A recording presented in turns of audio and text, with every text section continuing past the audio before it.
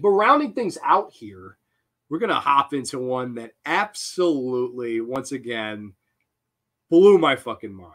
Like, just completely, like, blew my mind. And I, you know, from this director, you expect to be mind blown, but with gore. But with this particular movie, you're mind blown in every single other way. I mean, there's a little bit of gore, but this is not a gore film by any stretch of the imagination. This is sexploitation, exploitation out the fucking wazoo. This is where the double E, the double exploitation will explode, if you will. This is none other than Lucio Fulci's film from 1986. This is The Devil's Honey. Wow. Okay, I just picked this up in a Severance sale, back catalog. I believe this was on the last page of the back catalog. I threw it in the cart, dirt cheap movie. I mean, $7. Let me add another Fulci film to the collection. Let me check out The Devil's Honey. And this movie is one of the craziest fucking movies I've ever seen in my life. Like, it has to be up there with one of the craziest movies I've ever seen in my fucking life. I'm about to read the plot synopsis. We'll jump right into this. A young woman abducts and subjects a doctor whom she holds responsible for the death of her boyfriend to acts of sexual torture. Yes, Lucio Fulci's The Devil's Honey. Now, this movie opens, and I shit you not, this movie opens with a great saxophone score, a very steamy saxophone score. And we're introduced to our lead characters, of course, Jessica, played by Blanca Marcelich, and Stefano Medea, who plays Johnny in the film. Johnny's the saxophone player, and Jessica, his girlfriend. He's playing for this entire studio. Everybody's watching as Johnny is putting on his saxophone show. And everybody take 5. Okay.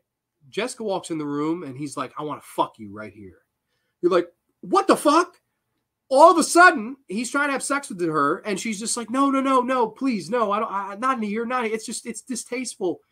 He goes, okay, let me play a song then. He starts to play the saxophone, and he fucking puts the horn part of the saxophone right in her fucking cooch, and starts to play the saxophone in this woman's vagina. He plays so well, somehow, some way. He plays it so well that he gets her to fully fucking climax and have a crazy orgasm while all these people are fucking watching. It's not like they're privately alone. It's like, what the fuck? Like, we're 5 minutes in and we're having fucking saxophone being played on a vagina. Like, holy shit, man. Like, I fucking was going nuts. I was like, yo, what in the bluest of blue fucks did I get myself into here? And it's crazy. Now there is a little bit of a backstory as to how this movie, because we're going to go through scenes of this and you just won't believe me after a while. But trust me when I tell you, you can't make this movie up of some of the shit that happens. But Lucio Fulci at the time, a lot of people don't realize, he was really sick in 1985, and this was his big comeback film because he suffered from hepatitis, I believe hepatitis A. If I'm mistaken, you can correct me, but I believe he was sick at the time. And from here on out, from this movie all the way to his death in 1991, I believe his last film, which was, I know Cat in the Brain is one of his last films of note. I'm not sure what his last film was, but that's the one that always comes to mind as his last film. But he was sick for the last 5 years of his career, last 5 years of his life. But this was his big comeback. He came out of the hospital. He hooked up with this producer and he said, listen, I've got this crazy sex drama thriller. I know you're, into the gore and I know you're into all these, the zombie and the gates of hell and all these things. But Lucio, I think you can really tell a great story here. And so this was a really big comeback film in the career of Lucio Fulci. And I thought that was a really interesting thing to note here because I'm a huge Fulci fan. And to see him deliver a really good gem like this, that's completely different from anything else he had ever done before it, my hat's off to him. I think this is a really cool movie for Fulci to have directed. And it is just absolutely insane. I mean, we're going to get into this. Out the wazoo, haha. Yeah, dude. Holy shit, man. this is a crazy fucking film. Steamy sax, like dude, even steamier. I mean, Careless Whisper has nothing on this. Lucio Fulci ain't playing around. Dude, Aiden, when we get into some of the shit in this, you will not believe me. The movie already sounds completely demented. Dude, that's not even like you would think, oh, orgasm by fucking saxophone. That's got to be the height of this mountain. You know, where could they possibly go from there? The answer, fucking Devin, is only higher than that. That's add a whole new meaning to the sexy sax, man. I bet though. Yes, dude, completely. I mean, absolutely crazy. But we follow this couple around, and we also follow Brett Halsey's character. He's like this surgeon who's sexually frustrated with his wife, and she's actually played, I forget the actress' name. She's also in movies like Hitchhike with David Hess. Corinne Cleary, who's a fucking beautiful woman. For some reason, Brett Hall, I ain't interested in this bitch. I'm fucking trying to get my dick wet elsewhere. So he hires these prostitutes to rub nail polish on their vaginas for him. I'm not kidding. He hires them to do that. And like, so you just watch, and he's a weird motherfucker. He gets turned on by weird shit. And then like, he's Quick Draw McGraw. He fucking comes in 4 seconds, and he's like, all right, thank it. Beat it, whore. And she's like, you suck. You're the worst customer I have. You have me do all this weird shit with this nail polish. You have me do all this weird shit with nail polish, man. And I'm just like, yo, what the fuck am I watching? Like every 5 minutes I would say that. I was like, what the fuck? Like, what am I watching right now? Like, this is like crazy. Like, it's softcore, but like, it's also a horror film. It's also dramatic. It's also a love story. Like, this has so many different themes and genres running through it that it's just so interesting to watch. There's of course a scene where Jessica and Johnny are driving on a motorcycle on the fucking highway, and of course they're holding on. He's going fast and scaring her and stuff like that, you know, typical boyfriend girlfriend bullshit, until Johnny's like, jerk me off. And you're like, what? And he's like, jerk me off. And she's like, what are you talking about? We're on a motorcycle. We're on a 2-wheel motorcycle going 70 miles per hour on a highway. He's like, do it if you love me. So she starts giving him a hand job while he's driving on the highway on his motorcycle. And he starts veering back and forth, almost crashing into cars. I'm just like, holy fucking shit, man. Like, who... Like, what the fuck? Like, who wrote that? Like, you're a genius, whoever did. I mean, people say roadhead is dangerous. No, fucking road motorcycle hand jobs. Those are dangerous, man. And it's just absolutely wild. Like, I'm watching this going, oh my God, man. Like, this is absolutely crazy. And I will say this first and foremost. There is too much sex in this movie. Like, and for me to say that, trust me, it's true. There's a little too much sex in this movie.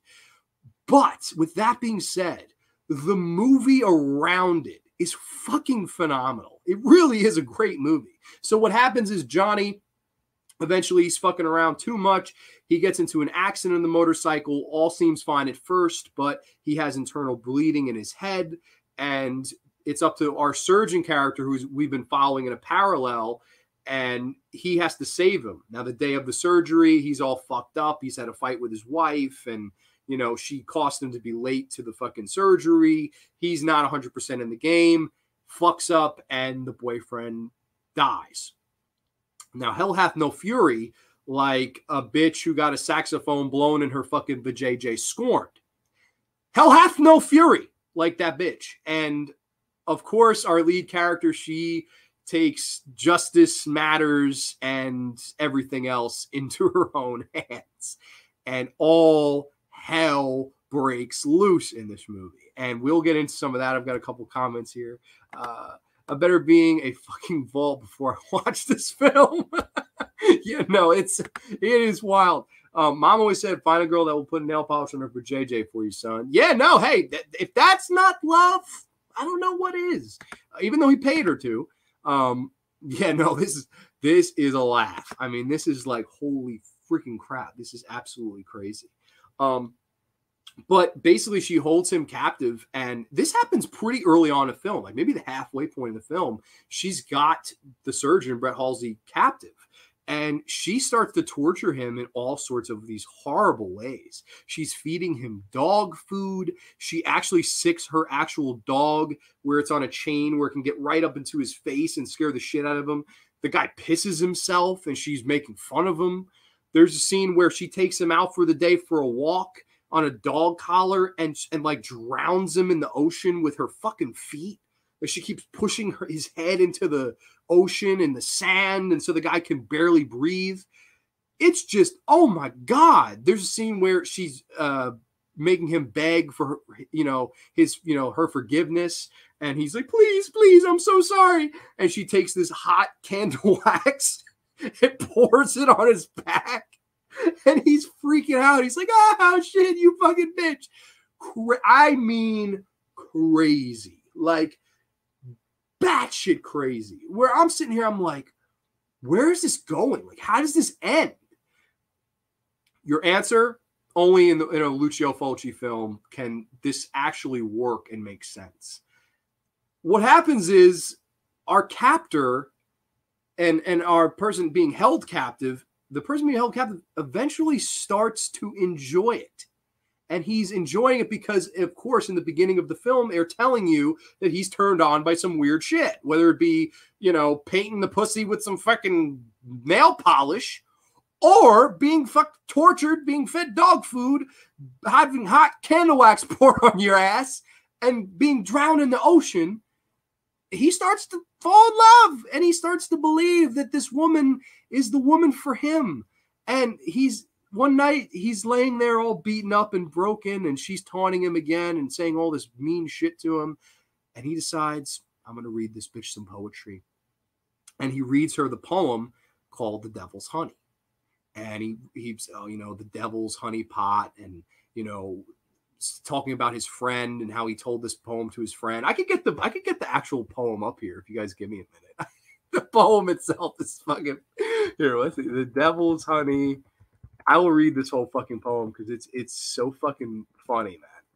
The Devil's Honey poem. There's an analysis. Oh no! Please tell me there's not an analysis. Oh my gosh, no! Stop, man. Because this, I'm just trying to find. I should have prepared this. I'm sorry, but I really want to see. Like a friend of mine. Oh no, I can't find the poem. I want to read the poem because it's the whole like point of the movie too. At the end, where you're just like, what the fuck? Second chance will come to like a long lost friend. Okay, maybe this is it. Let's see. Is it on Wikipedia? Really? Let me see. I'm sorry, folks. I'm looking for this.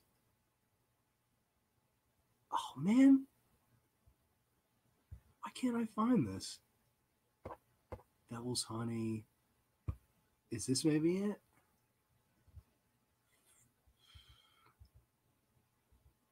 Oh, I can't find it, folks. Okay, here it is. Here's the poem. Okay. When you have spent your life like a fortune that never seems to end, a second chance will come at you like a long lost friend. Great joy will fill you and flush you hot. No more will you ever be cool, for she is the devil's honey pot, and you'll drown in her, you fool. That is the poem that he fucking reads to this woman. And now you're thinking, this is a desperation. I mean, desperate times call for desperate measures. I mean, if a bitch was feeding me dog food, pouring hot candle wax in my ass crack, and fucking trying to drown me with her feet, and then seductively bringing me back to life by making out with me and sucking the water out of my mouth, which happens, why not read her poetry? Why not try it? He tries it, and it works. She falls in love with him. I'm not kidding. So she lets him go. I'll let you go. They walk out the front door. So she leaves the chains off. He's ready to walk out the front door. Holy shit. She goes up to her room. She's butt naked throughout this entire movie. Beautiful woman, man. Blanca, what the fuck? I just want to get her name. Blanca Marcelich, beautiful woman. I mean, 10 out of 10, beautiful. Nice yits, beautiful eyes, perfect body. I mean, beautiful. I mean, gross that she had like armpit hair and shit. That's fucking gross. But otherwise beautiful. I mean, mow that lawn, lady. She lets him go. And he goes to walk out the front door and he's like, no. And he goes up the steps and they consummate this weird fucking relationship. And he, of course, quick draw McGraw in less than a minute again. And she goes, read me that poem again. He reads her the poem and we fade to credits. What the fuck? Absolutely one of the craziest movies I've ever seen. I mean, torture, sadomasochism, getting off on being tortured. I mean, you know, saxophone orgasms, hand jobs on a fucking motorcycle, fucking crazy dialogue, putting nail polish on your cooch. Holy shit. Like, just, there's nothing that this film doesn't bring. And I think the most of me likes to think that's Lucio Fulci. Like, I'm sure the script was crazy, but I'm sure Fulci was like, let's dial this up to 11. And he really does try to have a heart in this movie. Like, there's a flashback scene of trying to really sell the love between, you know, Jessica and Johnny, and that they buy these bracelets, and Lucio Fulci's actually the peddler on the street that sells them these bracelets. And, you know, if one of you shall die, the love will break forever. And in similar vein, it's trying to allude that she can move on from him, even though she claims that she can't. And there is something trying to be said here.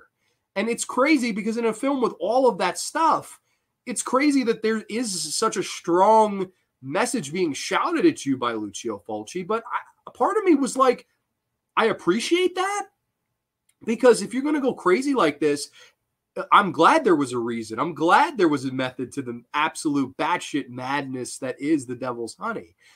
You know, but I really appreciate that. And I thought the Lucio Fulci camo, it was just so cool to see. I was like, yo, Lucio, holy shit. Really cool stuff. And to kind of be like, hey, the love bond can break. It can be broken. Really, really good stuff. Now, I missed a couple of comments here. Let's see. Are you sure this film is not just because that's what it's sounding like. Oh, I know what you mean. Okay. It's soft. There's a lot of that in it. There's a lot of sex in it. Granted, it's nothing like hardcore. It's like softcore sexploitation, but there's a lot of that sadomasochistic, you know, horror elements in there, and torture, and fucking the psychology of, you know, a woman losing the love of her life, and this man who, on the flip side, is just looking for action. You know, he wants to, you know, be sexually thrilled, if you will, and his wife at home is not doing it. These prostitutes on the street, he has to pay to do it, but he finds it's in the weirdest way to me. The way I interpret this, Devin, is that they both found each other. Love found a way through all the crazy shit that goes on in this movie. The two that belong together and end up together. I really do think that's what they were going for. Where on paper, how could it ever end like that? Realistically, you go all the way around the world and somehow these two end up meeting each other in bed and reading a poem, and we fade to credits. I mean, the weirdest of love stories, but at the end of the day, one that I have not seen before. I dare say it. This is like a much better 50 Shades of Grey, in my opinion, with some crazy fucking Lucio Fulci stuff thrown in there, some gore, some torture, some great dialogue. He falls in love with any person torturing him. I don't even know anymore. Yeah, well, that's the thing. I think he's trying to figure out what is his desire. I think he's confused. And I think, you know, at first he thinks it's whatever this prostitute's doing. Then he's thinking, holy shit, you know, this is awful. It seemed awful at first to him. Now, holy shit, it's opened his mind to this new door of being tortured and enjoying it and falling in love. Fucked up, I know, but I mean, I've not seen that in any other film. Have you? I've not seen it done better. Of course, yeah, no, for real. I know. Let's see. Wow, Fulci really went for it. Yeah, no, Fulci went all out in this. But the next question is, He can make her orgasm by playing the saxophone into her vagina. There's no replacing that. Yeah, no, it's just a wild way to open a film. But I will say, too, the score, it's great. It's such a good score. It's like a score you'd hear in a great, Sergio Martino fucking Giallo film or something. Like, it's a great saxophone score. And it's serious, and it's sexy, and it's seductive, and it's a bunch of S's, if you will, emphasis on the alliteration. But man, it's well done. It's really effective score. I love the score in this. Devin's like, oh my God, like this is fucking crazy.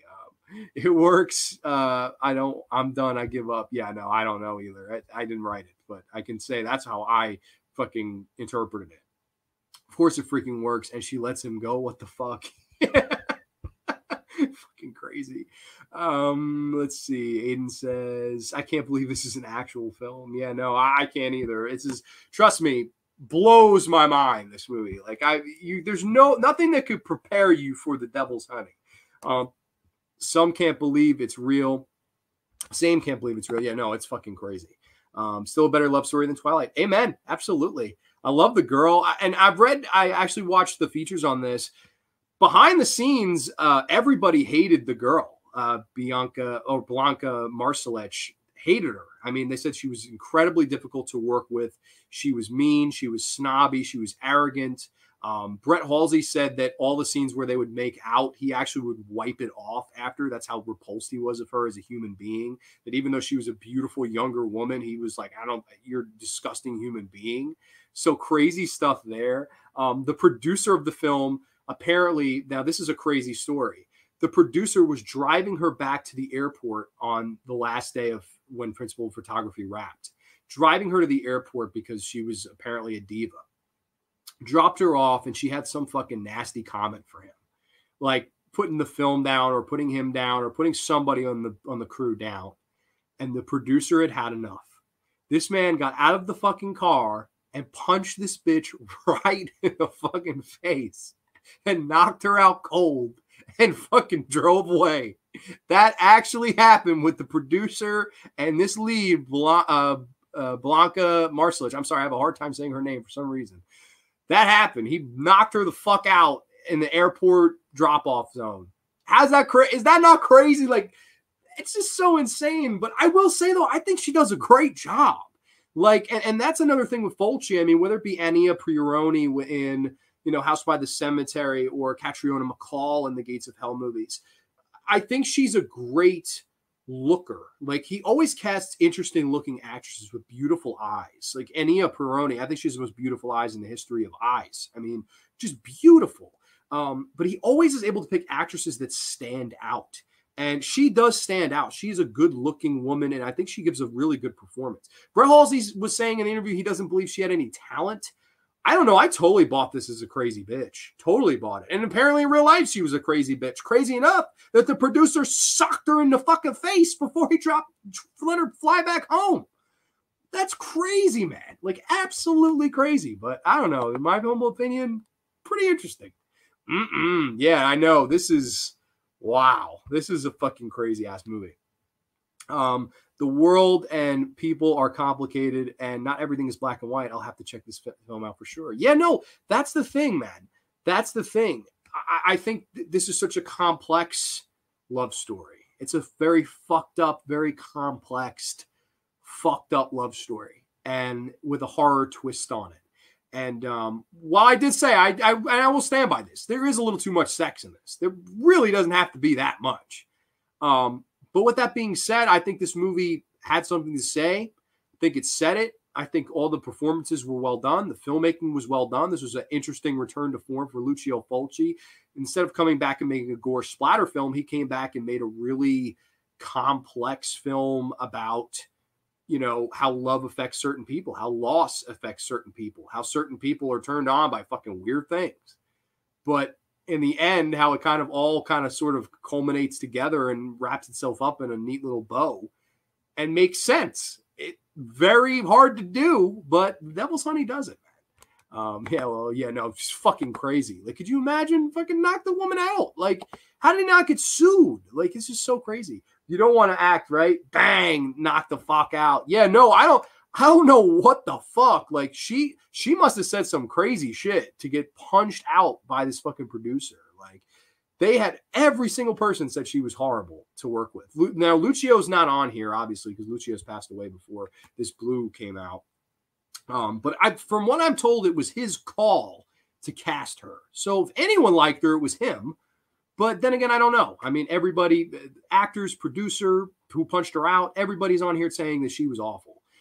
But I will say, man, I loved it. I think this was a great movie. Like it never fails to blow my mind when Lucio Fulci comes around with something that I haven't seen before or I haven't seen done this well.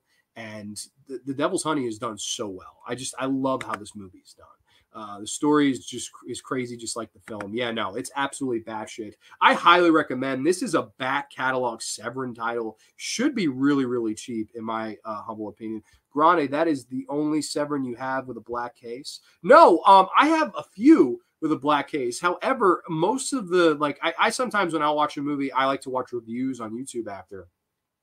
And every other person who has a copy of this had the blue case.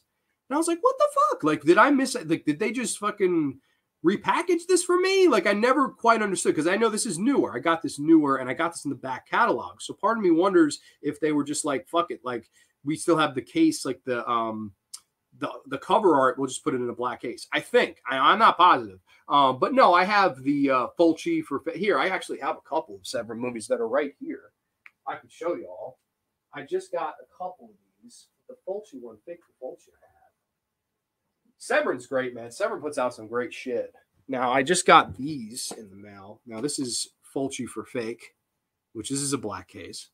I just got this too, the wax mask, which I haven't popped this open yet. I'm excited to watch that, though. And then I got the Lindsay Baker Giallo collection, which these are all black cases as well, whether it be Orgasmo, which I don't know if I could show the whole cover there.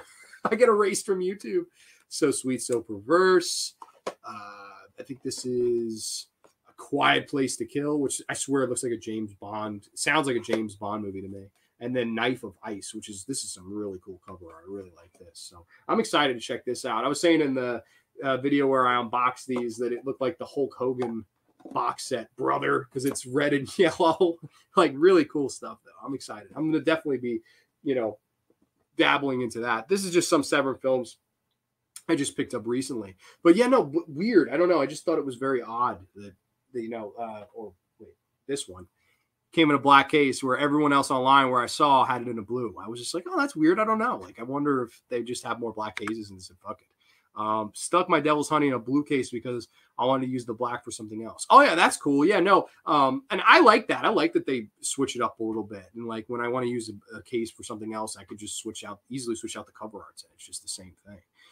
And it works on either, but I don't know. I thought that was curious. I had to ask you because you said that you own this too. And believe it or not, AJ, being the huge Fulci mark he is, he doesn't own this movie. He's not even seen this movie. So AJ, I hope I've sold you on The Devil's Honey. If I had to come in with a rating on this one, I'm going to come in the same rating as I did with Bloodsucking Freaks. 8.5 out of 10 for me. Absolutely wild. Themes of sadomasochism and sexploitation and Fulci's direction, psychology, just off the charts. Really, really deep film considering how crazy it is. But I enjoyed every single goddamn minute of it. So that is The Devil's Honey. And that wraps this episode for Expliotation